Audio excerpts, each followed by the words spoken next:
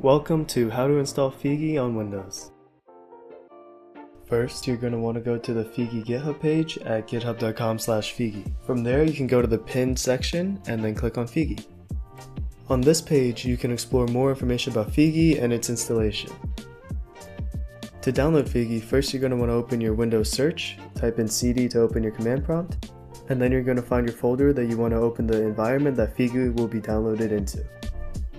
For me, it'll be this folder, so I'll copy the link to it and then type in cd and then paste the link. Once you're done with that, you can type in python-mvenv. That'll create the environment and the folder you chose. From there, you're going to want to type cd venv and then cd scripts with a capital S and then activate. From there, you can do cd ... twice, and then you can type pip install FEAGI. Once that's done, you can type in FEAGI start to start FEAGI, and then you can start the brain visualizer by typing FEAGI bv start, and then it should open right up. Now you wait for it to load and you're all set. Have fun using FEAGI!